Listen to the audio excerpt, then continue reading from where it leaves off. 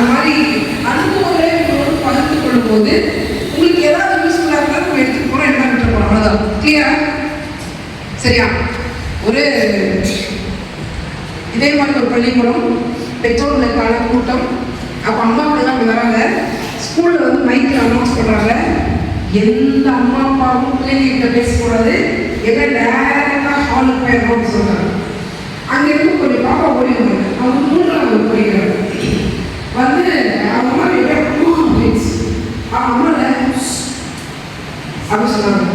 இந்த குழந்தை ஓடி வந்து அவங்க டிவி செய்யறாங்க. நான் வந்து இந்த டிவி லாஸ் பண்ணுறேன். அந்த பாப்பா அந்த டிவியில் இருக்கிற குழந்தைங்க சொல்லுது, அது எவ்வளோ தூர் பற்றி அழகி அவங்க யாரு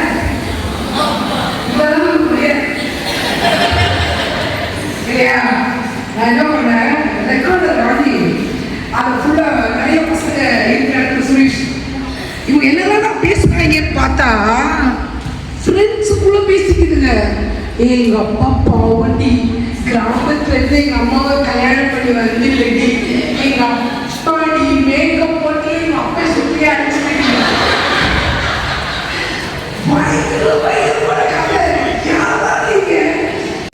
அப்படித்தான் நம்ம பிள்ளைங்க யாராவது தெரியல தெரியல. நான் வந்து காலையில் உங்கள் குழந்தைங்க கிட்ட சொன்னேன், நான் வந்து உங்கள் அம்மாவை மீட் பண்ண போகிறேன், உங்கள் அப்பா அம்மாவை உங்களுக்கு உங்கள் சார்பாக எனக்கு ஏதாவது எழுதி கொடுக்குறாருந்தா எழுதி கொடுங்கன்னு சொன்னால் எனக்கு யாரும் எழுதி தரல. ஆனால் நான் பொதுவாக எல்லா பள்ளிக்கூடத்தில் என்ன பண்ணுவேன் அப்படின்னா எழுதி வாங்குவேன். சாயங்காலம் உங்கள் பேரண்ட்ஸை நான் மீட் பண்ண போகிறேன், நீங்கள் ஏதாவது எழுதி கொடுங்கப்பா அப்படின்னா எழுதி தருவாங்க. அது ரொம்ப எனக்கு வலியாக இருக்கும். அதில் நிறைய பசங்க சொல்கிற விஷயம் என்னென்னா, எங்கள் அப்பாவும் எங்கள் அம்மாவும் சண்டை போடுறாங்க மிஸ், என்னால் படிக்க முடியல. எங்கள் அப்பாவும் எங்கள் அம்மாவும் கெட்ட வார்த்தை பேசுகிறாங்க, என்னால் படிக்க முடியல. அப்படின்னா நிறைய விஷயங்கள் இருக்கும். இப்போ உங்களுக்கு ஒரு கேள்வி என்ன அப்படின்னா, இப்போ ஒரு விஷயம் நல்லா புரிஞ்சுக்கோங்க. நான் வந்து கருத்தாளராக இங்கே நிற்கல, ஒரு பையனுடைய அம்மாவாக நிற்கிறேன். எனக்கும் 23 வயதில் ஒரு ஆண் குழந்தை இருக்குது. ஸோ ஒரு அம்மாவாக நிறைய பேரண்ட்ஸ் மீட்டிங் அட்டென்ட் பண்ணியிருப்பேன், என் குழந்தைய நான் வளர்த்துருப்பேன் இல்லையா? ஸோ அது மாதிரியான ஒரு விஷயங்களோடு தான் நம்ம உட்காந்துருக்குறோம். ஸோ அது நமக்கு ஒரு பகிர்வு தான், ஒரு பகிர்ந்து கொள்ளுதல். ஒரே ஒரு கேள்வியோடு நான் ஆரம்பிக்கிறேன். ரொம்ப மனநிறைவான, ரொம்ப ஜாலியான ஒரு வாழ்க்கையை நான் வாழ்கிறேன் அப்படின்னு சொல்கிறவங்க மட்டும் கை தூக்குங்க பார்க்கலாம். ஏன்க்கா இல்லையாங்களாம்மா? வாய்ப்பே இல்லையா? நல்லா வருவீங்கம்மா, நல்லா வருவீங்க. இதில் உட்கார்ந்துருக்கிற ஒருத்தர் கூட சந்தோஷத்தை அனுபவிக்கல, மன நிறைவே அனுபவிக்கலையாம்மா? நல்லா தான் இருக்கிறோம். பிச்சைக்காரெல்லாம் பேசுவோம் தருமா, அம்மா தாயே எதையாவது கொடுமா, நல்லா தான் இருக்கிறோம். இதை கொஞ்சம் அப்படி மாற்றி சொல்லி பார்க்கலாம். ஒரு இந்த படம் இருக்கா, இந்த பூவை பார்க்கும்போது நமக்கு என்ன தோணுது? பூ மலருது இல்லையா, முழுமையாக. இப்போ நம்ம பிள்ளைங்க நம்ம வாழ்க்கை, இப்போ நம்ம பிள்ளைங்க கிட்டலாம் போக தேவையில்லை. இப்போ நீங்கள் ஏன் இவ்வளோ கஷ்டப்பட்டு, யாராவது கஷ்டப்பட்டு வேலை செய்கிறீங்களா இல்லை ஓபி அடிக்கிறீங்களாம்மா? ஓபி அடிக்கிறீங்களா? கஷ்டப்பட்டு தான் சம்பாதிக்கிறீங்களா? சம்பாதிக்கிறோம், கஷ்டப்பட்டாலாம் இல்லை, கஷ்டப்பட்டா இஷ்டப்பட்டா கஷ்டப்பட்டா. ஹலோ சுஷ்மி, இஷ்டப்பட்டா கஷ்டப்பட்டா? கஷ்டப்பட்டாமா. இந்த கஷ்டன்றவங்க மட்டும் கை தூக்குங்களேன். சரி, கொஞ்சம் பேர் பின்னாடி ஃபாதர் இருக்கிறனால லைட் ஆகும். அப்புறம் கோயிலில் வச்சு எங்களை வச்சு செய்வாருங்க அப்படின்னு. சரி, ஒரு ஒரு ஒரு முழுமையான ஒரு வாழ்க்கை வாழ்றதுக்கு, அந்த முழுமைனா என்னன்னு தெரிஞ்சுக்கிறதுக்கு தான். சரிங்களா? முழுமையான அப்படின்ற ஒரு விஷயம், அது நம்ம குழந்தைகள்கிட்ட போகிறதுக்கு முன்னாடி நம்ம வாழ்க்கையில். இந்த படம் என்ன படம்? காரு, அதோட பார்ட்ஸ். இந்த பார்ட்ஸில் ஏதாவது ஒன்று மிஸ் ஆச்சுன்னா கார் ஓடுமா? ஓடாது இல்லையா? இந்த படத்தை நம்ம வாழ்க்கையோடு சம்மந்தப்படுத்தி பொருத்தி பார்த்தோம்னா என்ன தோணுது? இந்த காருக்கு இவ்வளோ பார்ட்ஸ் இருக்குது, கார் ஹாப்பியாக ஓடணும்னா இவ்வளோ பார்ட்ஸ் வேணும். அதே போல் நம்ம வாழ்க்கை ஓடணுமாம்மா, அதுக்கு இன்னெல்லாம் வேணுமா? சொல்லுங்க, என்னெல்லாம் வேணும்? என்னெல்லாம் வேணும்? ஆத்தா ஒண்ணுன்னா சொல்லுங்கக்கா. திருப்பி பார்த்தீங்களா? எல்லாம் வேணும். என்ன வேணும்? கொஞ்சம் ஷார்ப்பா அப்படி அப்படி பேசலாமா? என்னெல்லாம் வேணும்? என்னம்மா? அது காருக்கு, உங்க வாழ்க்கைக்கு கேட்டுருக்கேன். கம்மல் மாட்டுறதுக்கான ஸ்க்ரூவை பத்தி கேட்கல. நம்ம வாழ்க்கைக்கு எதெல்லாம் வேணும் கேட்குறேன். நம்பிக்கை வேணும், சந்தோஷம் வேணும், பணம் வேணும். என்னம்மா? என்ன வேணும்? சமாதானம் வேணும். சரி, இதை வந்து உங்களுக்கு ரொம்ப சிம்பிளா புரிஞ்சுக்கிறதுக்கு இப்படி ஒரு 4 விஷயம் தேவை. நம்மளுடைய உடல், மனசு, அறிவு, திறமை அப்படின்னு சொல்லணும். சரிங்களா? இப்போ காருக்கு எப்படி 4 விஷயம் இருக்கோ அதே போல ரொம்ப பேசிக்காக நம்ம தெரிஞ்சுக்கணும். சரிங்களா? என் உடம்பு நல்லா இருக்கணும், என் மனசு நல்லா இருக்கணும், என் குழந்தைய வளர்க்குற அறிவு எனக்கு வேணும், திறமை எனக்கு வேணும். இது 4 இல்லைன்னா நம்ம தோத்துறோம். நம்ம ஏமாத்தும் பசங்க. ஏன் பொண்ணா? ஆமாங்க, மாட்டும் போது தான் நமக்கே தெரியும் நம்ம பொண்ணா அப்படின்ற விஷயம் இல்லையா? ஒரு 8ஆம் கிளாஸ் பையன் ஒரு 3 மாதத்துக்கு முன்னாடி ஒரு ஸ்கூல் போயிருந்தேன். அந்த பையன் வந்து என்ன சொன்னான், அவன் ஏதோ தப்பு பண்ணி என்கிட்ட விட்டுறாங்க. அவன் என்கிட்ட வந்தான், என்னை கேள்வி கேட்பீங்களா மிஸ்? நான் ஏன்டா உன்னை கேள்வி கேட்குறேன்? கேளுங்க மிஸ், கேளுங்க. நான் ஏன்டா அவன் கேளுங்க கேளுங்க பயந்துட்டேன் நான். அவன் இல்லை, கேளுங்க மிஸ் கேளுங்க. டேய் என்னடா சொல்ல வரேன்னா, அப்படியே உங்க மூஞ்ச உடச்சி குழ குழ நான் கேளுங்க சொல்லிட்டான். நான் நட்டுக்கு பயந்துட்டேன். என்னடா சொல்கிறேன் அப்படின்னா, என்னை நீங்கள் கேட்டு பாருங்க, உங்க மூஞ்ச. நான் அப்படியே தட தட தடன்னு ஆகி ரொம்ப நிதானமாக நடிச்சு பயப்படாம நடிச்சுட்டு, நான் ஏன்டா உன்னை கேள்வி கேட்க போகிறேன்? மிஸ்ஸு மூஞ்ச உடைக்கிற அளவுக்கு நீ எவ்வளோ ஸ்ட்ராங்கான ஆள், போ உனக்கு நல்ல ஸ்ட்ரென்த் இருக்கு அப்படிலாம் சொல்லி அவனை தாஜா பண்ணி அவர் கோபத்தெல்லாம் இறக்கிட்டார். உனக்கு என்னடா ஆசை? மெர்ச்சன்ட் நேவியில் கேப்டன் ஆகணும் அப்படின்னா, கப்பல் கேப்டன். ஏய் அதுக்கு மூளை வேணும்டா மிஸ். ஏய் உனக்கு மூளை இருந்தால் மிஸ் மூஞ்ச உடைப்பேன் நீ சொல்லுவியா? ஆமாம் இல்லை மிஸ், நான் சொல்லிட்டேன் இல்லை மிஸ். ஏன்டா மிஸ்? அது நான் வந்து கொஞ்சம் கொஞ்சம் கஞ்சா அடிக்கிறேன் மிஸ். அந்த கஞ்சாங்கிறது ஒரு குட்டி பேக்கெட். ஒரு நாளைக்கு எவ்வளோடா அடிப்பானா? 15 பேக்கெட் அடிப்பானா, 5 பேக்கெட். அப்போ அவனுக்கு என்னவா இருக்குன்னா, அதை அடிக்கும் போதெல்லாம் யார் மூஞ்சியாக உடச்சிடணும். போன வாரம் ஒருத்தர் மூஞ்சை உடச்சிருக்கிறான். அடுத்த நாள் இவனே போய் உன் மூஞ்சி என்ன உடச்சிருக்குது அப்படின்னு கேட்க, இந்த மாதிரி ஒரு கேரக்டர். ஆனால் நான் அவங்க அம்மாக்கிட்டேயும் சொல்லலை, ஹெச்எம்கிட்டையும் சொல்லலை, நானே அவங்ககிட்ட போய் சொல்லி, நீ ரொம்ப நல்ல பையன்டா, இந்த மாதிரிலாம் செய்தால் மூளை வேலை செய்யுது. அப்படியே மிஸ் நான் கொஞ்சம் கொஞ்சமாக குறைச்சிருவேன் மிஸ். அப்படியே குறைச்சி குவார்டர்லி எக்ஸாமில் நல்ல மார்க் எடுத்து அவர் பாஸ் பண்ணிட்டார். ஆனால் அவன் வீட்டில் போட்டு கொடுத்தா அவங்க அப்பா பெல்ட் வச்சு உரிச்சுருவார் அவனை. ஸோ நம்ம வீட்டில் வந்து போட்டு கொடுக்கலான்னு வச்சுக்கோங்களேன். ஸோ இப்போ நமக்கு என்ன அப்படின்னா, நிறைய பசங்க ஸ்கூலில் தப்பு பண்ணி மாட்டும் போது தான் நம்ம பிள்ளைங்களா அப்படின்னு நமக்கு தெரிய வருது. அது இந்த தலைமுறை பசங்க இருக்குல்ல, பொய் வாயை திறந்தா பொய். உங்கள் ஏரியாவில் எப்படின்னு தெரியல, எங்கள் ஏரியாலாம் பயங்கரமாக ஏமாற்றுவாங்க. ஒரு 2nd ஸ்டாண்டர்ட் படிக்கிற பொண்ணு நம்மகிட்ட வரா. என்ன அப்படின்னா, ஒன்றும் இல்லை மிஸ், நான் வந்து லிட்டில் லை சொல்லுவேன் மிஸ். அப்படின்னா நான் கொஞ்சம் கொஞ்சம் போய் சொல்லுவேன் மிஸ். அதுக்காக போய் என்னை வந்து உங்ககிட்ட கூப்பிட்டு வந்துட்டாங்க அப்படின்னு சொல்லிச்சு. குட்டி பொய்யா, இனிமேல் பொய்யெல்லாம் சொல்லக்கூடாது அப்படின்னு சொல்லி அனுப்பிட்டேன். ஒரு 10 நாள் கழிச்சு அந்த அம்மா லேட்டாக வராங்க. எதுக்கு பாப்பா லேட்டு வர? Daily late. ஏன் லேட்டுனா, மிஸ் எங்கள் அம்மா சாப்பாடே செய்கிறதில்ல மிஸ், ஹோட்டலில் தான் மிஸ் வாங்கி தராங்க, எனக்கு டைஜஸ்டே ஆகலை மிஸ், காலையில் கண்ணு திறக்கவே முடியல மிஸ், நைட்டு 12 மணிக்கு தான் எங்கள் அம்மா சாப்பாடு வாங்கி கொடுக்குறாங்க, கண்ணில் சுடுதண்ணியெல்லாம் ஊற்றுறாங்க, ஆனால் கூட கண்ணை திறக்க முடியல. அந்த குழந்தை பயங்கரமாக அழுக. அந்த டேக்கில் அவங்க அம்மா நம்பர் இருக்கும் இல்லையா, நான் அவங்க அம்மாவுக்கு ஃபோன் பண்ணி வர வச்சு எடுத்த உடனே கேட்டேன், உங்களுக்கு எத்தனை குழந்தைங்கம்மா? ஒரு பாப்பா. அறிவு இருக்காம்மா உங்களுக்கு? 12 மணிக்கு உன் பிள்ளைக்கு ஹோட்டலில் சோறு வாங்கி கொடுக்குறேன். ஹோட்டலா சோறு? அவங்க அப்பா அப்படின்னு அடிக்கிச்சு. மிஸ் நான் பிஎஸ்சி நியூட்ரிஷன் படிச்சிருக்கேன் மிஸ், நான் ஒரு நாள் கூட ஹோட்டலில் சமைச்சதே இல்லை மிஸ் சொல்லிச்சு. என்னம்மா சொல்கிறேன்னா, இந்த அம்மாவில் அப்படியே அந்த அம்மா அழுதுட்டு இருக்கு. அங்க ஒரு சேர் இருக்கு, அந்த சேர்ல உட்காந்துட்டு இப்படி உட்காந்து அந்த பொண்ணு நான் கிடையாது பாப்பா உங்க அம்மா அழுகுறாங்க. நான் தான் போன வாரம் உங்ககிட்ட சொன்னேன்ல, நான் கொஞ்சம் கொஞ்சம் போய் சொன்னேன். எப்படி இருக்குள்ள அசால்ட்டா நம்மள காலி பண்ணிச்சு. அசால்ட்டா பொடி லூசுன்னு தானே அதுக்கு அர்த்தம். நம்ம எனக்கு எப்படி இருக்கும் இதுதான் பசங்க, புரியுதுங்களாமா?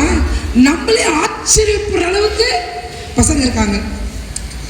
ஒரு ஸ்கூல்ல இந்த என்ன பூச்சி மாதிரி கருப்பு கலர்ல நீளமா இருக்குமா, ரயில் பூச்சி பார்த்துருக்கீங்களா? அது வந்து ஒரு கிளாஸ்ல மட்டும் டெய்லி இருக்கு.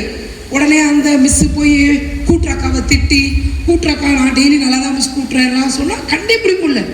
ஃபைனலாக என்ன ஆயிடுச்சு அப்படின்னா, அதை ஒரு பாப்பா மேலே அந்த பூச்சி இருக்கு. உடனே எல்லா பிள்ளைகளும் மிஸ் இந்த பிள்ளை மேலே தான் மிஸ் இருக்கிற. உடனே மிஸ் என்ன பண்ணிட்டாங்க, அப்படிலாம் சொல்லக்கூடாது, நம்ம ஒரு பொண்ணை தப்பு சொல்லக்கூடாது அப்படின்னு சொல்லிட்டாங்க. அப்புறமா அந்த பொண்ணை என்கிட்ட கூப்பிட்டு வராங்க. நான் சும்மா அந்த பொண்ணுகிட்ட இருந்து வாங்குறதுக்காக, நீ தானே பூச்சி பிடிச்ச, நான் பார்த்தேன், பார்த்துட்டீங்களா மிஸ், பார்த்துட்டீங்களா மிஸ்ஸா? என்னடா நடந்திருக்குன்னா, இன்டர்வல் பீரியட்ல போய் 15 பூச்சி பிடிக்குது அந்த பொண்ணு. பூச்சி பிடிச்சி பாக்கெட்ல போட்டு கரெக்டாக ஒரு பெஞ்சா ஒரு பூச்சி பிச்சா போட்டு போகுது. ஏன் பாப்பா நீ இப்படி செய்யற அப்படின்னு கேட்டா, அதுக்கு அந்த பாப்பா என்ன சொல்றாங்க அப்படின்னா, என்னை எல்லாரும் சோடா புட்டின்னு சொல்றாங்க மிஸ், அதனால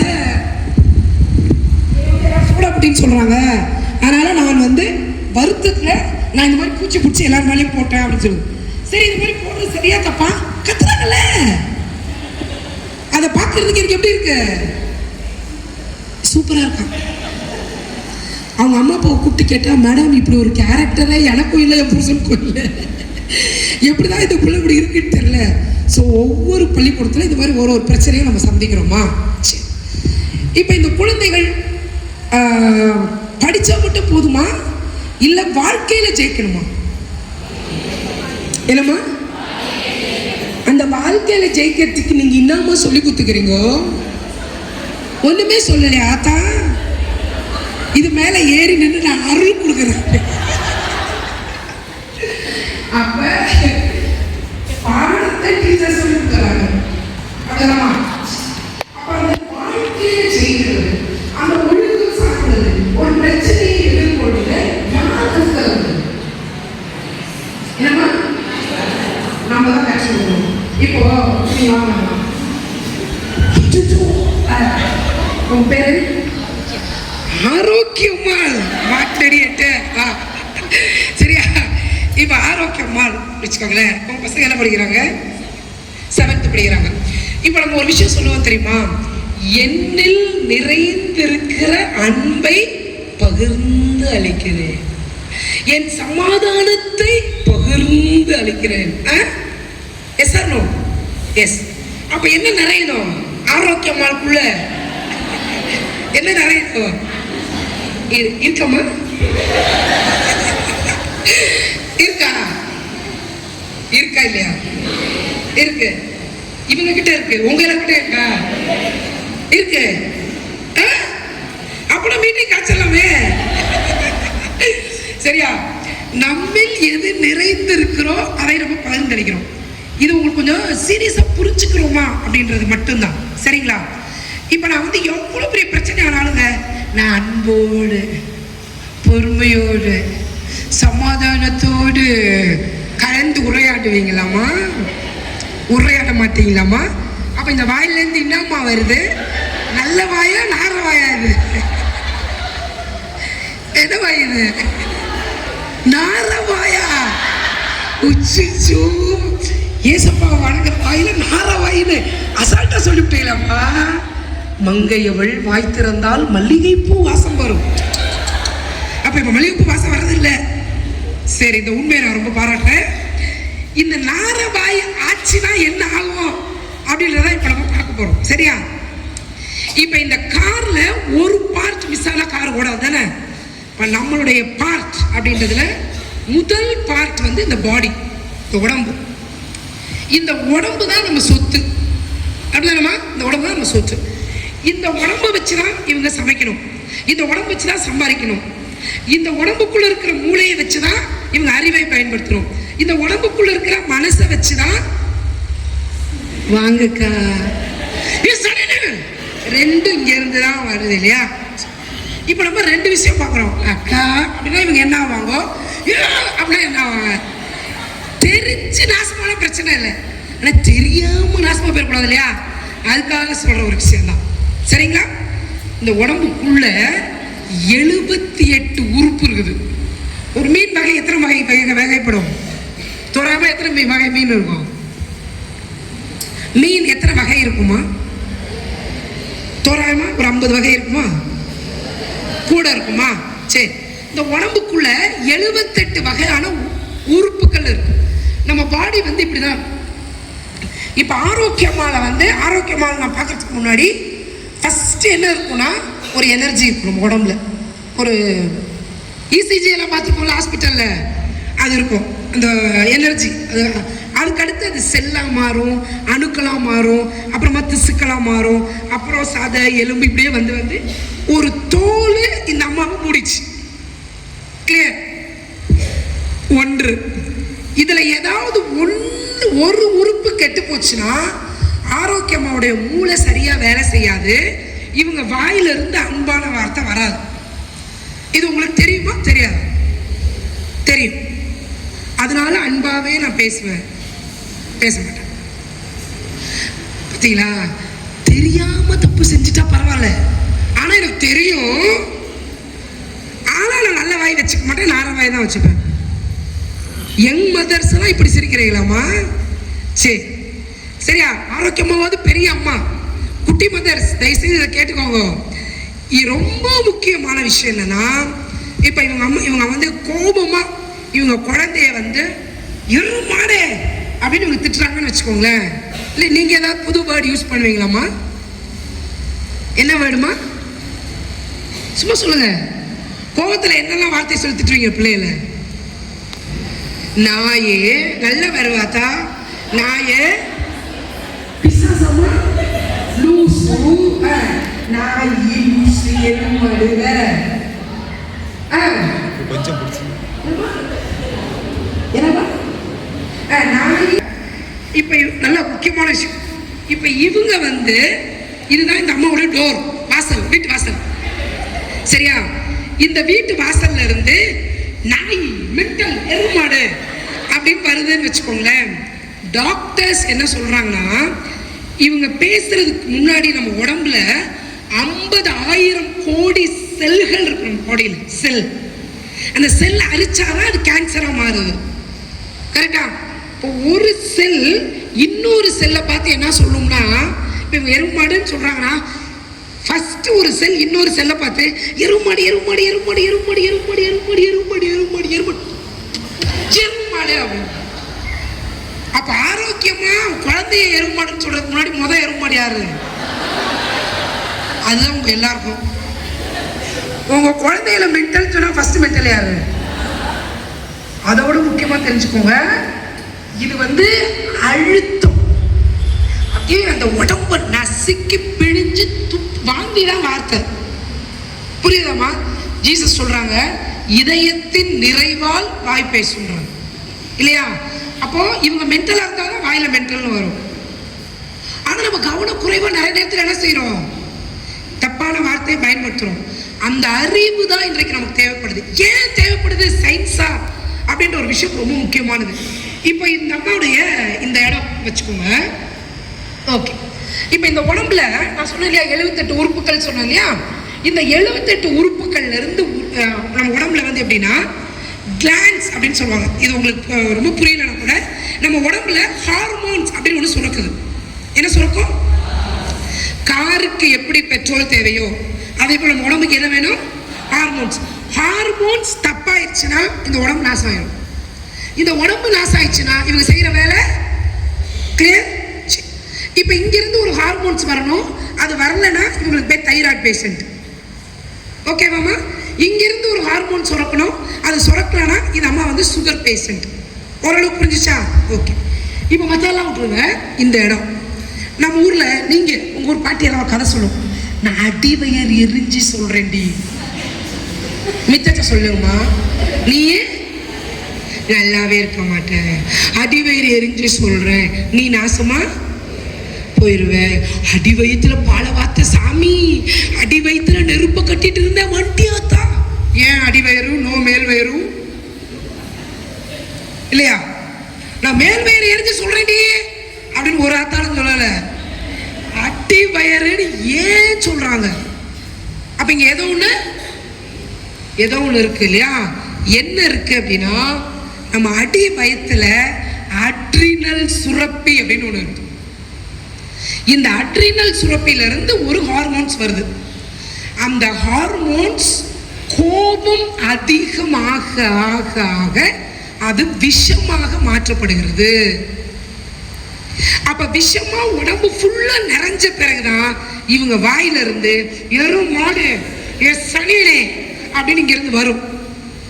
இப்ப இவங்க எருமாடு சனி அப்படின்னு சொல்லிட்டாங்கன்னா அந்த வீடு ஃபுல்லா அந்த நெகட்டிவ் வைப்ரேஷன் நிறைஞ்சு நிற்கும். நான் சொல்ல உங்களுக்கு புரியுதா? இப்ப உதாரணத்துக்கு நீங்க பாத்தீங்கன்னா புளிக்குழம்பு வைக்கிறாங்க. அற்புதம்மாள் வந்து ஆரோக்கியம்மாள் வந்து புளிக்குழம்பு வைக்கிறாங்கன்னு வச்சுக்கோங்களேன். உங்க வீட்டுக்கு நல்ல வேலை வரல. இப்போ வந்து இவங்க புளிக்குழம்பு வைக்கும்போது என்ன பண்றாங்க, புளி கரைக்குப்பாங்களே. அப்ப என்ன பண்ணுவாங்க, இந்த நாசமா போறவன கல்யாணம் பண்ணி இத்தனை வருஷத்துல ஒரு சோத்து நான் காலடி, ஆனா பிள்ளைய ஸ்கூலுக்கு அனுப்பணுமே அப்படின்னு நம்ம புளிக்குழம்பு கரைச்சாங்கன்னு வச்சுக்கோங்களேன். அந்த புளிக்குழம்பு சாப்பிட்ற இவங்க வீட்டுக்கார் உடம்பு செல்லாம. நான் சொல்லல, சயின்ஸ் சொல்லுது. சயின்ஸ் அந்த குழம்பை சாப்பிட்ற குழந்தை உடம்பு செல்லாம போயிடும். அதனாலதான் இன்றைக்கு நம்மளுடைய குழந்தைகள் சிக்காகிறாங்க. அதுக்கு 2 ரிசர்ச் பண்ணியிருக்கிறாங்க. ஒரு வீட்டில் அரிசி எடுத்து ஒரு அரிசியை ஒரு கொஞ்சம் அரிசி எடுத்து ஐ லவ் யூ முத்தாலாம் குத்து அந்த அரிசி சமைச்சிட்டு இருக்கிறாங்க. இன்னொரு அரிசி எடுத்து நாசமா போ நீ கெட்டு போ சொல்லி சமைச்சிட்டு இருக்கிறாங்க. ஆனால் அந்த கெட்டு திட்டினாங்கல்ல லூசுன்னு, அது 2 நாள்ல அழுகிருச்சு. ஆனா இந்த ரைஸ் 7 நாள் வரைக்கும் சமைச்சது கெட்டே போல. அப்ப என்ன சொல்றாங்கன்னாமா, இந்த உடம்புல இருந்து வெளியாக ஆற்றல் வைப்ரேஷன் இசிஜி ரொம்ப ரொம்ப முக்கியமானது. இப்ப இந்த அம்மா அன்பா இருக்கிறாங்கன்னு வச்சுக்கோங்களேன், இந்த 2 கை பண்ணிட்டு அற்புதமா ஆரோக்கியமா நினைப்பாங்க, அடி பாவி என்னை வச்சு டெமோ பீஸ் ஆக்கிட்டு. சரியா? இப்ப இவங்க அன்பா இருக்கிறாங்க அப்படின்னா அன்பு அன்பு அன்பு அன்பு அன்பு ஃபுல் அன்பு. இதெல்லாம் வந்து இந்த இதுல எல்லாம் காட்டுவாங்க தெரியுமா, ஒளிவட்டம் அப்படி இருக்கும். இப்ப இந்த அம்மா கடுகடுன்னு இருந்தாங்கன்னா தேய் மூஞ்சி மாதிரி பிக்கணும். இப்ப இவங்க அன்பா இருக்கிற டைம்ல இவங்க வீட்டுக்காரர் வந்து தங்கம் அப்படின்னு முத்தம் குத்தாருன்னா ஆஹா என்ன முத்தம் அப்படின்னு நினைப்பாரு. அதே இது இவங்க கட்டுப்பாக்குற நேரத்துல மூட்டாங்க அப்படின்னா மீன் கவிச்ச கெட்டவாட அழுகிற ஸ்மெல் வரும். இதுக்கு என்ன ரீசன் அப்படின்னா, இங்க இல்ல மனசுடைய தூய்மை ரொம்ப முக்கியமா. மன தூய்மை இது ரொம்ப முக்கியமானது. அப்ப என்ன நம்ம நினைச்சுக்கிறோம்னா, இந்த இடம் ரொம்ப முக்கியம். இந்த இடம் நம்ம வயர இங்க இருந்து கத்தலாம். குழந்தைங்க கிட்ட ஏய் என்ன படிக்க மாட்டேற, ஒன்றரை கொண்டு ஹோம்ஒர்க் எழுதுறா, நீங்க வேலை செய்றீங்க, யாரும் உங்கள்கிட்ட காசு ஏமாத்துறாங்க, என்ன போலீஸ் ஸ்டேஷனுக்கு போகணுமா அப்படின்னா அவங்க ஹாஸ்பிட்டலுக்கு போயிடுவாங்க. நான் எத்தனை சொல்றேன், நீங்க ஹாஸ்பிட்டலுக்கு போயிருவீங்க. எது சௌரியம்? நீங்க ஹாஸ்பிட்டலுக்கு போறதா இல்லை அவங்க ஹாஸ்பிட்டலுக்கு போறதா? 2 சேர் இருக்குமா நம்ம முன்னாடி. ஒன்று அம்மாடி உட்காருங்க, ஆரோக்கியமால் வந்து ஒரு கெத்து மதர், ஒரு கெத்தான அம்மாவும் அங்கே போய் உட்காரலாம். பக்கத்தில் ஒரு பெட்டு, ஆஸ்பத்திரி பெட்டில் போய் படுக்கலாம், இல்லை கல்லறையில் போய் படிக்கலாமா? எது சௌரியம்? கெத்தா இருக்கிறதானா? அப்ப கெத்தா இருக்கணும்னா கெத்தா வாழணும். கெத்தா வாழணும் அப்படின்னா அந்த முறையை பின்பற்றணும். அந்த முறையை மிஸ் பண்ணிட்டோம்னா தூக்கிடுவோம், சங்குதுவோம். எது சௌரியம்? முறை. சரியா? முயல். அந்த முறையில ரொம்ப முக்கியமானது என்ன சொல்றாங்கன்னா டென்ஷன் இல்லாம ஒரு பிரச்சனையை கையாளணும். டென்ஷன் இருக்கு அப்படின்னா முதல்ல கெட்டு போறது மூளை, ரெண்டாவது கெட்டு போறது இதயம், மூன்றாவது முட்டு, அடுத்து நோய் எதிர்ப்பு சக்தி நம்ம உடம்புல குறைஞ்சிரும் வெறும் டென்ஷனால. அடுத்து தோல் நோய் வரும், உள் உறுப்புகள் கெட்டு போயிடும், கல்யாணம் ஆகிற புதுமண தம்பதிகளுக்கு குழந்தை பிறக்காது. இது நான் கண்டுபிடிச்சதா சயின்ஸ் சொல்லுதா? இதுல இருந்து யாராவது தப்பிக்க முடியுமா? மருத்துவத்துல இருந்து யாரும் வினை விதைத்தவன் அறுத்தே ஆகணும். அதாவது கோபம் வேற, வெறுப்பு வேற. நான் சொல்றது உங்களுக்கு புரியுதாமா? குழந்தைங்க கிட்ட கண்டிப்பா தான் இருக்கணும், இல்லைன்னா பசங்க நம்மளை ஏச்சிருவாங்க. கண்டிப்பு வேற, வெறுப்பு வேற. நாசமா போ கல்யாணம் அப்படி இல்லை. சரி நான் கல்யாணம் பண்ணிட்டேன், அடுத்து என்ன செய்யறது? பிளானிங் தான் ரொம்ப முக்கியமான. புரியுதா? அப்ப இந்த ஸ்ட்ரெஸ் இல்லாம நீங்க நம்ம வாழ்றதுக்கு கத்துக்கிட்டோம்னா மூளை வந்து சூப்பரா வேலை செய்யும். மூளை சூப்பரா வேலை செஞ்சுன்னா எப்படி ஹேண்டில் பண்றது, எப்படி நம்ம வந்து கையாளுறது அப்படின்ற ஒரு விஷயத்த ரொம்ப அழகா தெரிஞ்சுக்கலாம். இப்போ உங்களுக்கு ஒரு சின்ன எக்ஸாம்பிள் சொல்றேன்னு வச்சுக்கோங்களேன். இப்போ நம்ம பசங்க இதுல வந்து எத்தனை 6ஆம் கிளாஸ்க்கு மேல உள்ள அம்மாக்கள் கை தூக்குங்க. அம்மாக்கள் அப்பாக்கள் 6ஆம் கிளாஸ்க்கு மேல. Very good, super. ஓகேவா? அம்மா உட்காருங்க.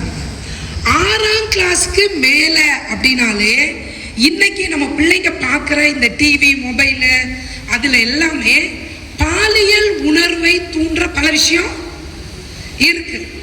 இப்போ வந்து ஒரு 7ஆம் கிளாஸ் பாப்பா என்கிட்ட கேட்குறாங்க, மிஸ் எனக்கு ஏன் மிஸ் ஒரு பையனை பார்த்தா லவ் பண்ணணும்னு தோணுது கேட்குறாங்க. இந்த கேள்வி கரெக்டா தப்பா? ஹலோ யசு மதர்ஸ், இல்லை இந்த கேள்வி தப்பா மதர்ஸ்?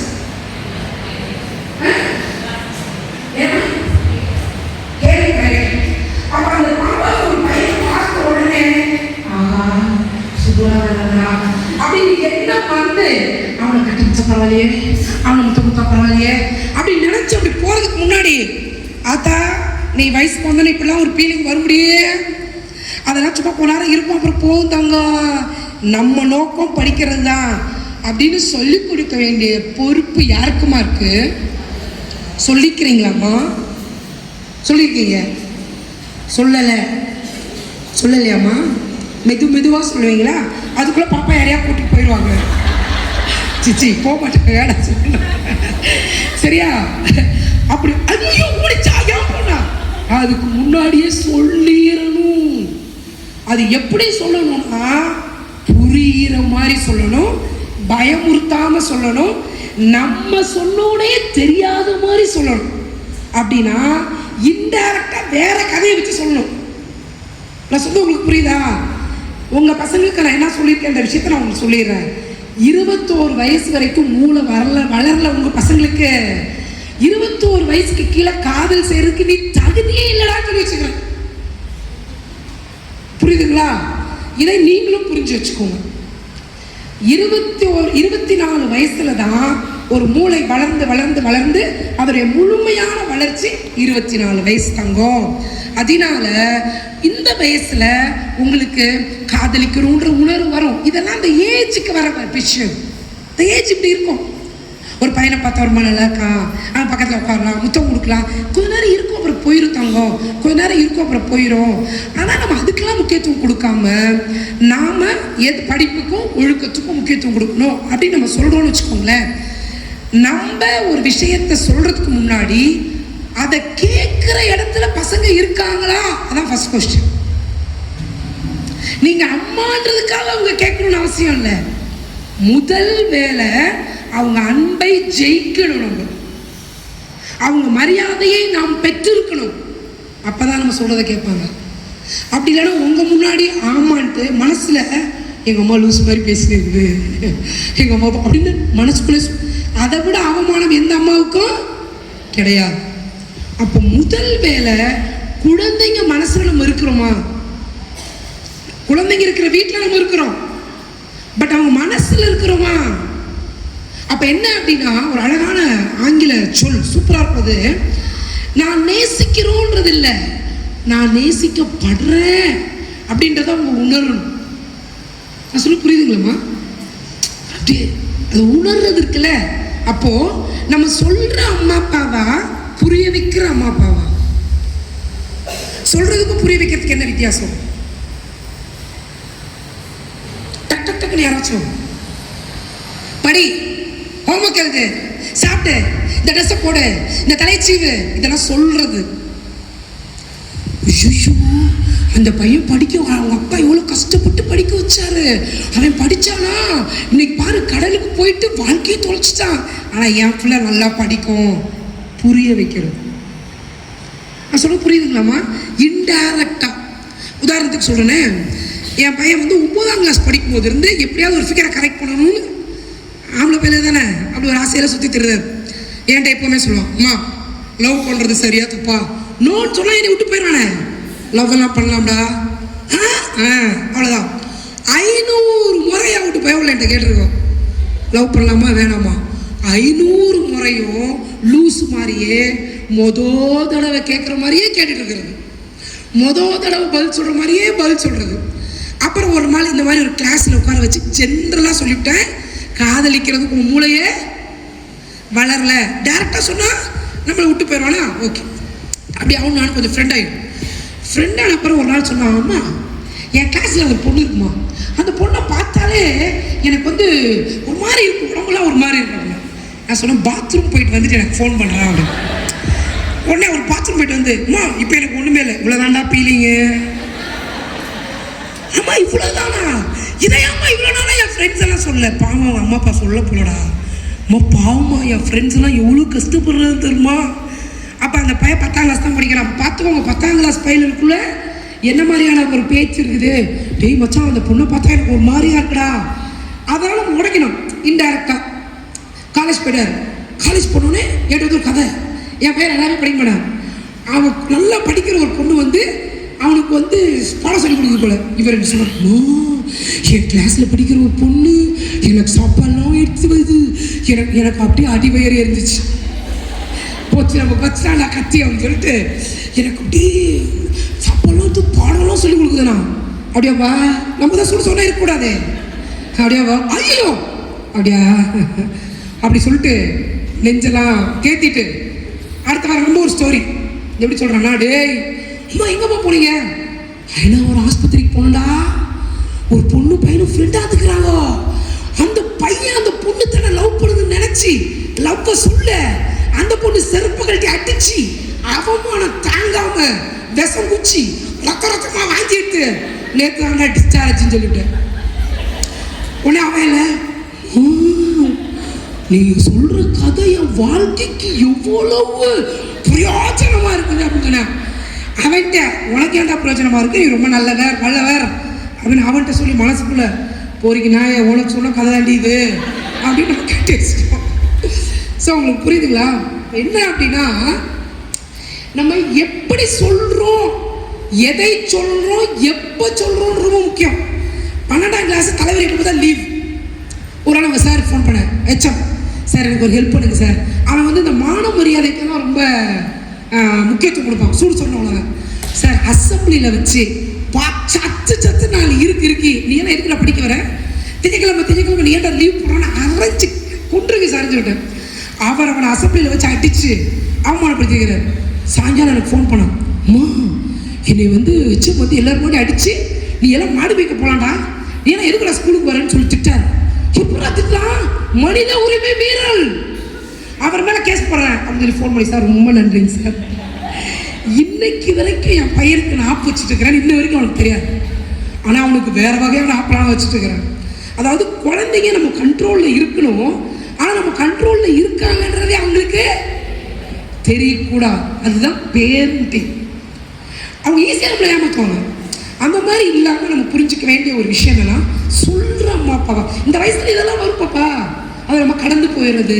இன்டைரக்டா பல கதைகள், கதை மூலமா பல விஷயத்தை நம்ம குழந்தைகளுக்கு நம்ம வந்து சொல்லிக் கொடுக்கலாம். ஒன்று தாமா, இப்போ நீங்க வந்து கம்பேர் பண்றோம்ல குழந்தைங்கள, இதுல எத்தனை அம்மா வந்து அவன் நல்லா படிக்கிறான் நீ நல்லா படிக்கல, அவன் நல்லா படிக்கிறான் நீ நல்லா படிக்கல, எத்தனை அம்மா சொல்றீங்க? நல்லா கை தூக்குங்களேன், நல்லா தூக்குங்களாம்மா. ஒரு 20 மணி நேரமா? சரி வேணாம், அப்படிலாம் சொல்லக்கூடாதுல்ல. சரி. இப்போ அவங்க அம்மா அப்பா வேற, நீங்க வேற, அப்படிதானே? ஒரு விஷயம் நல்லா புரிஞ்சுக்கோங்கம்மா. ஒரு பாப்பா அந்த பாப்பா உருவாகிற நேரம், நீங்க சாப்பிட்ட சாப்பாடு, அந்த நேரத்தில் நம்ம மனநிலை, இது எல்லாம் சேர்ந்துதான் ஒரு குழந்தை. நான் ரொம்ப ஒரு நாள் ஒரு பேப்பர் படிச்சுருந்தேன், அவர் புக்குன்னு நினைக்கிறேன். அதில் வந்து கருணாநிதி ஐயா இருக்கார் இல்லையா, முதலமைச்சர், முன்னாள் முதலமைச்சர். அவங்ககிட்ட ஒரு இன்டர்வியூ கேட்குறாங்க, ஐயா உங்கள் வயிற்றுல தான் அழகிரியும், உங்களுக்கு மகனாக தான் அழகிரியும் பிறந்திருக்காங்க, ஸ்டாலினும் பிறந்திருக்காங்க. அழகிரி வந்து பயங்கர கோபக்காரர் தெரியும்ல, சண்டையெல்லாம் போடுவார். ஸ்டாலின் ரொம்ப அமைதியாக இருக்கார். அப்போ அது கலைஞர் என்ன திரும்ப பதில் சொல்கிறாரு, நான் கோபமாக இருக்கும்போது அழகிரி பிறந்தாரு, நான் ரொம்ப சாந்தமாக இருக்கும்போது ஸ்டாலின் பிறந்தாரு. நீங்கள் பிள்ளைய பெற்று வச்சுட்டு சிறுட்டு சனிய சொன்ன பேச்ச கேட்குதா? Mental mental. யார் mental? You are the mental, இல்லையா? இப்போ நம்ம என்ன கம்பேர் பண்ணக்கூடாதுன்னா, இன்னொரு பிள்ளையோட அப்பா அம்மா வேற, அவங்க ஜீன் வேற, அவங்க வளர்ந்த விதம் வேற. ஒரு விஷயம் சொல்றேம்மா, பிஃபோர் கிரைஸ்ட் ஆஃப்டர் கிரைஸ்ட் நாயில இப்போ நல்லா கவனிச்சுக்கோங்க. கொரோனாவுக்கு முந்தைய குழந்தைகள் வேறு, கொரோனாவுக்கு பிந்தைய குழந்தைகள் வேறு. கொரோனாவுக்கு பிந்தைய குழந்தைகளை வளர்ப்பதற்கு அவங்கெல்லாம் ஹோம்ஒர்க் பண்ண தேவையில்லை, நம்ம பண்ணணும். ஹோம்ஒர்க் நம்ம பண்ணணும், டெய்லி பண்ணணும். இன்னைக்கு என் பாப்பாட்ட பேசுறது உங்களுக்கு புரியுதா? முகம் வாடுதா, வாடலையா? மாசம் பீரியட்ஸ் வருதா, வரலையா? வரல அப்படின்னா அப்படிலாம் இல்லை, ஏன் தங்கம் வயிறு அவ்வளோதான் அப்படின்னா போயிடும். இந்த ஜெனரேஷன் எப்படி இருக்குன்னா, அந்த மதில் தான் உட்காந்துருக்காங்க. அப்படி எப்படா சொல்லுவோன்னு காத்திருப்பாங்க, சொன்னா அப்படி பறந்துடுவாங்க. நான் எல்லா குழந்தைகளையும் சொல்லலாமா, சூழல், இன்னைக்கு இருக்கிற சூழல் அப்படி இருக்குது. அப்போ நம்ம ஜெயிக்க வேண்டிய ஒண்ணே ஒன்று என்னன்னா, அன்பு மட்டும்தான். அன்பு தான். என்ன வேணாலும் செய்யட்டும், அது யார் குழந்தைங்க? நம்ம குழந்தைங்க இல்லையா? அது தப்பே பண்ணட்டுமா, அனுமதிங்க. 1000 முறை தப்பு பண்ணாதான் அந்த குழந்தை திருந்தும். நான் என் பையன் ஃபெயில் ஆனால் கூட நான் பெருசாக ஒன்றும் சொல்ல மாட்டேன். அவன் ஒழுக்க கேட நடந்தால் மட்டும்தான் மிருகமாக நடக்கும். அவர் வந்து ஒரு நாள் கணக்காக முடி வச்சிருந்தேன், தம்பி முடி வெட்டுறது உன் சுதந்திரம், ஆனால் நீ என்னைக்கு முடி வெட்டுறியோ அன்னைக்கு என்கிட்ட பேசுவேன், அது வரை கட்டு, அவ்வளோதான். அதே போல் நம்ம கஷ்டம் அந்த குழந்தைகளுக்கு தெரியணும், புரியணும்.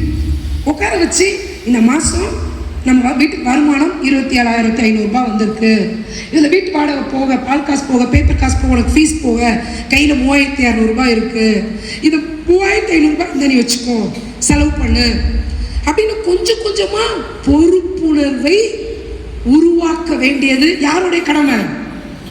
நம்மளுடைய கடமை. இந்த வாயிலிருந்து ஒரு வார்த்தை வருது இல்லை, அது என்னைக்குமே என்னால் முடியாதுங்க, நான் சொன்னால் என் வீட்டுக்காரன் கேட்க மாட்டாங்க, நான் சொன்னால் என் பிள்ளை கேட்காதுங்க, அப்படிலாம் பேசவே கூடாது. ஜீசஸ் சொல்கிறாங்க, உன் வாயின் வார்த்தையின்படி உனக்கு ஆக கடவுதுன்ற. You are judged. உன் வாயின் வார்த்தையின்படி நியாயம் தீர்க்கப்படுவேன்னு சொல்கிறாங்க.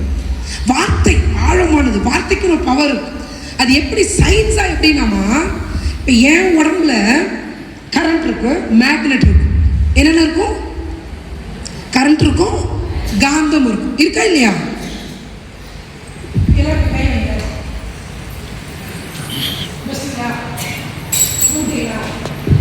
மெதுவா கண்ணை மூடிட்டு இந்த கையை லேசா அப்படி எடுத்துட்டு திருப்பி அப்படியே மெதுவா வந்து இந்த கை அப்படியெல்லாம் சேருங்களே, கண்ணை மூடி செய்யுங்க. கண்ணை மூடி மெதுவா அந்த கையை அப்படியே இழுத்து திருப்பி அப்படியே அந்த கையை உங்ககிட்ட கொண்டு வாங்க பார்க்கலாம்.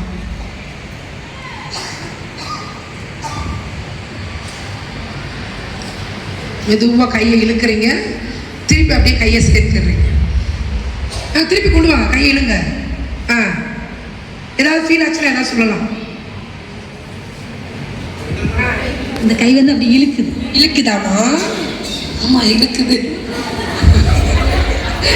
அப்ப இந்த 2 கைக்கு நடுவுல என்ன இருக்கு? காந்தம் இருக்கு. அப்போ என் உடம்புல காந்தம் இருக்கு, உங்க உடம்புல காந்தம் இருக்கு. இந்த வார்த்தைக்கு வாங்க. உன் வாயின் வார்த்தையின்படி நீ நியாயம் தீர்க்கப்படுவாய். இதானே ஜீசஸ் சொன்னது. எப்படின்னா இந்த வார்த்தை இருக்குல்லம்மா, இதுக்கு ஒரு வைப்ரேஷன் இருக்கும், ஒரு அதிர்வு இருக்கும். இப்போ நான் சனியனே அப்படின்னு சொல்லணும்னு வச்சுக்கோங்களேன், இந்த பூமியில யாரெல்லாம் சனிய சனிய சொல்லியிருப்பாங்களே அதோட பேர் கனெக்ட் ஆயிருமா. குட்டி சனியன் பிக் சனியனோட சேர்ந்து சேர்ந்து சேர்ந்து மகா பெரிய சனியன் யாருக்கு திரும்பி வரும்? இவ்வளவுதான் சயின்ஸ். நீ என்ன பந்து எறிகிறியோ அது உனக்கே வருது. நீ என்ன சொல்றியோ அது உன்னை நோக்கி ஈர்க்கப்படுது. உன் வாயின் வார்த்தையின்படி நியாயம் தீர்க்கப்படுவ. உன் வாயின் வார்த்தையின்படி ஆக கடவுது. சனியனா சனியன் நாசமா போகும், என் குடும்பம் நாசமா போகும். என் பாப்பா படிக்காது, 100% படிக்காது. என் குழந்தைய கூட ஓடிடுமா, 100% ஓடுறோம். அப்போ நம்ம எதில் கவனமாக இருக்கணும்னா வார்த்தையில் ரொம்ப கவனமாக இருக்கணும். இதுதான் நம்ம குழந்தைங்களுக்கு நம்ம பிள்ளைகளுக்கு பொறுப்புணர்வை கற்றுக் கொடுக்குறது. பொறுப்பு. அவங்க ஜட்டி அவங்க தான் துவைக்கணும். அட்லீஸ்ட் அவங்க சாட்டர்டே சண்டே துணி தூக்கி வைங்க. அவங்க சாப்பிட்ட பிளேட்டை கழுவு வைங்க. அவங்க யூஸ் பண்ற டாய்லெட்டை கழுவு வைங்க. கொஞ்சம் கொஞ்சம் வேலை. ஐயோ அதெல்லாம் என் பொண்ணு செய்யாது. நாளைக்கு மூஞ்சில குத்தி வீட்டுக்கு அனுப்புவான். அன்னைக்கு அம்மாவும் பொண்ணு சேர்ந்து உட்காந்து அழுங்க. அதான் நடக்கும். நடக்குதா இல்லையா? அதுக்காக இன்னொருத்தர் வீட்டுக்கு அடிமையா போகிறதுக்காக நான் சொல்லலை. என் வேலையை நான் செய்ய வேணாமா? என் டாய்லெட்டை நான் கழுக வேணாமா? நான் தின்ன தட்டை நான் கழுக வேணாமா? நாளைக்கு என் புருஷன் இருக்கிறா இல்லை, நான் வாழணும் இல்லையா? அதற்காக சொல்ல வரேன். உன் பொண்ணை இன்னொரு வீட்டுக்கு அடிமையாக்கி கொடுக்கறதுக்காக நான் சொல்லமா. பொறுப்புள்ள ஆண் மக்களை வளர்க்கறது ஒரு தாயுடைய கடமை. பொறுப்போட. இதில் எத்தனை பேர் ஆண் குழந்தைகளோட அம்மான்னு எனக்கு தெரியல. ஒவ்வொரு நாள் நைட் நம்ம வீட்டில் ஃபேமிலி ப்ரேயர் கட்டாயம் இருக்கணும். குடும்ப ஜபம் சொல்லுவாங்க இல்லையா? வீட்டோட உட்காந்து பையன்கிட்ட எந்த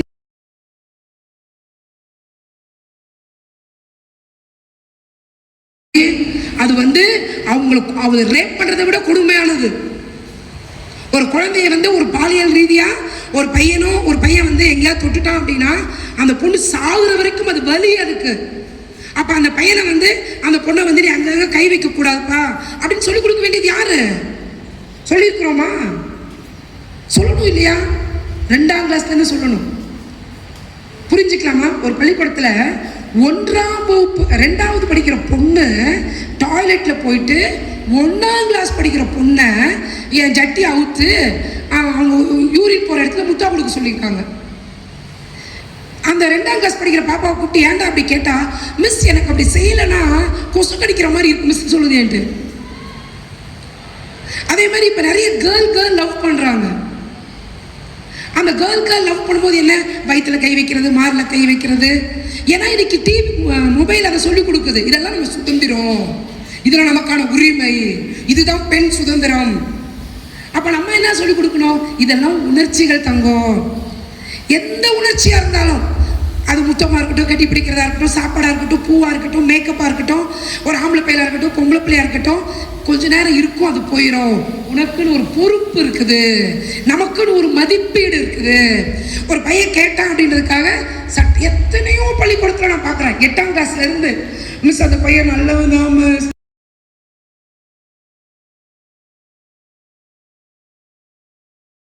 ஒண்ணுமே பண்ண முடியாத சிச்சுவேஷன்ல மாற்றம். ஆஸ் கவுன்சிலர்ஸ் போலீஸ்ல சொன்னா அதுக்குள்ள எங்கெங்க அனுப்பிடுறான், முத்தா கொடுக்குறான், போட்டோ எடுத்துக்கிறான், அப்படி நடிக்கிறான். ஐயோ நீ இல்லைனா நீ இது ஒரு நெல்ல. எல்லா ஸ்கூல் பசங்களும் ஏன்னா அவங்க கையில் வச்சுக்கிற மொபைல் அவ்வளோ ஆபாசத்தை சொல்லிக் கொடுக்கும். பயப்படுறதுக்காக நான் சொல்லலை, இது பயமுறுத்துறதுக்காக சொல்லலை. இதை நம்ம தெரிஞ்சுக்கிறோம் இல்லையா? தெரிஞ்சுட்டு நான் ஒரு நல்ல மதராக இருப்பேன். என் பசங்களுக்கு மறைமுகமா ஃபாதர் மூலமா, வேற ஒரு டீச்சர் மூலமா நான் சொன்னா கேட்க மாட்டாங்க பசங்க. ஆனா வேற யார் மூலமாவது நம்ம இந்த மாதிரியான கருத்துக்களை நம்ம என்ன செய்யணுங்க, கொஞ்சம் கொஞ்சமா புரிய வச்சிடணும். ஒரு பெண்ணுடைய உடலுக்கோ மனதுக்கோ துரோகம் செய்தா அது பாவம். அந்த பாவத்துல இருந்து நம்ம தப்பிக்க முடியாது. அதே மாதிரி ஒரு பெண் ஒரு ஆணுடைய உடலுக்கோ மனசுக்கோ என்ன செய்யக்கூடாதுங்க, துரோகம் பண்ணக்கூடாது. ஸோ அந்த மாதிரியான விஷயங்களை நம்ம பிள்ளைங்க இந்த வயசுல சந்திக்கிற ஆபத்துகளை வாய்ப்பாக மாற்றுவதற்கு நம்மை நாம் பயிற்றுவித்துக் கொள்ளணும்.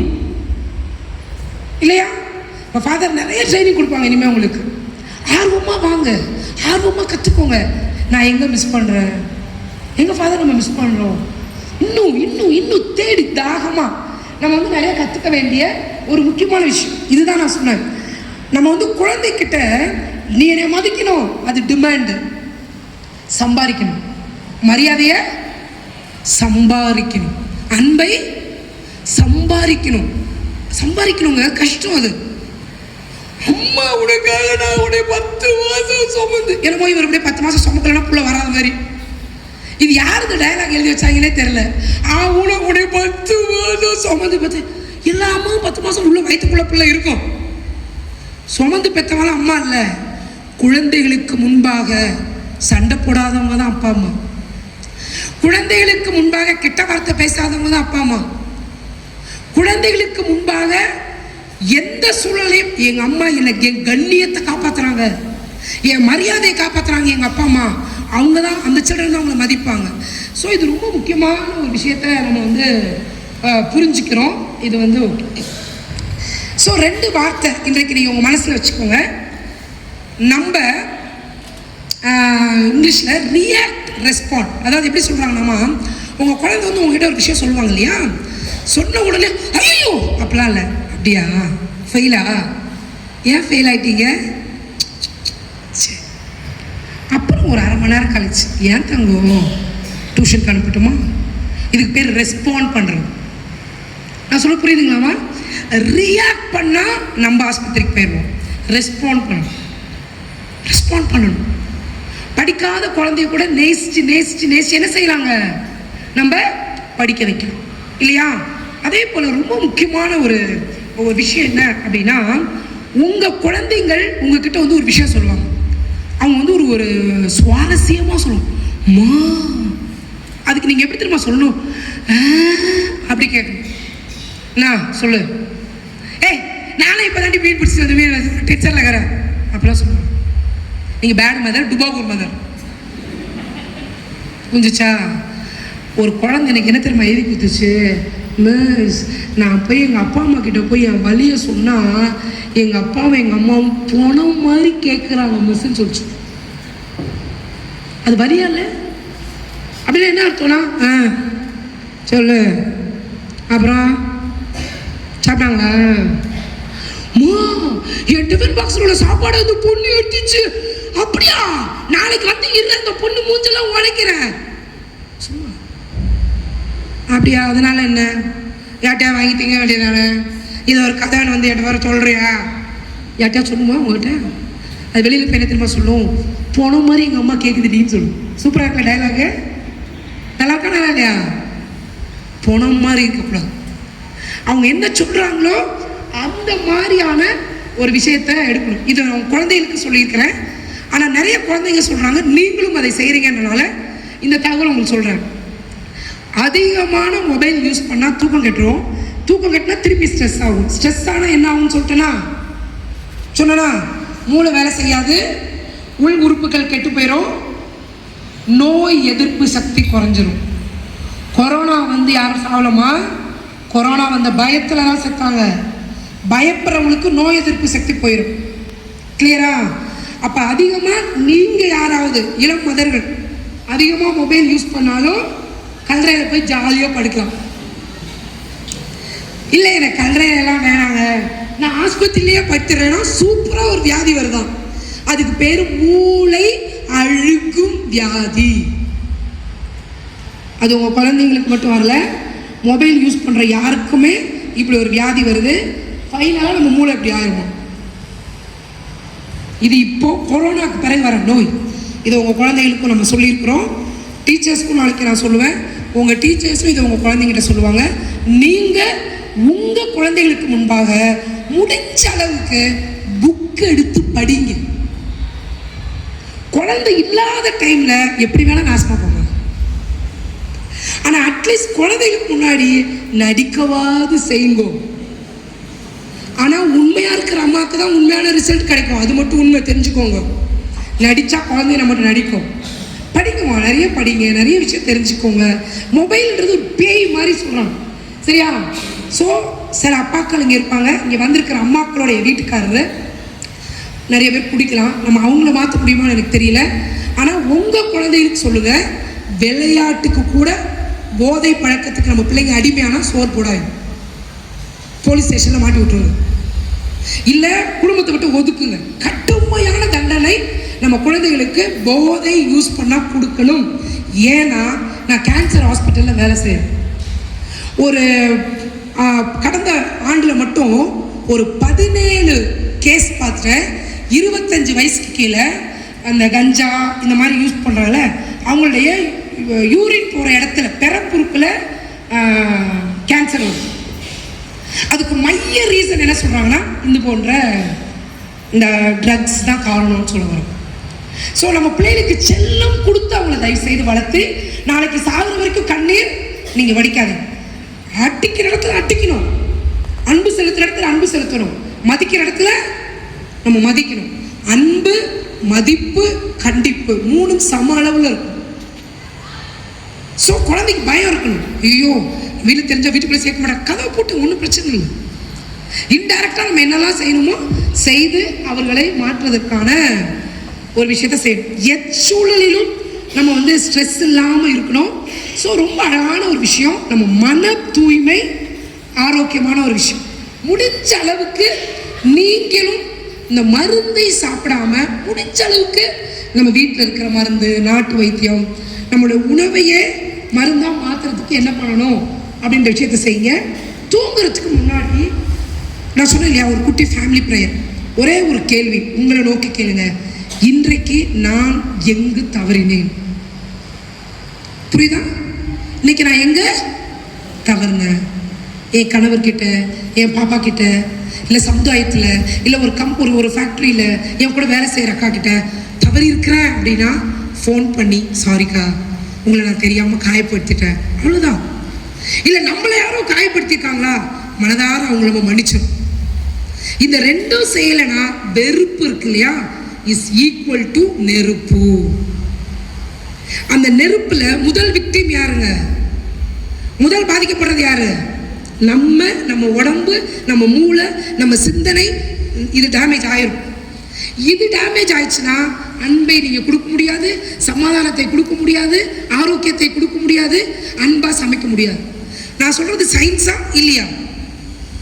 என்னம்மா சயின்ஸ்?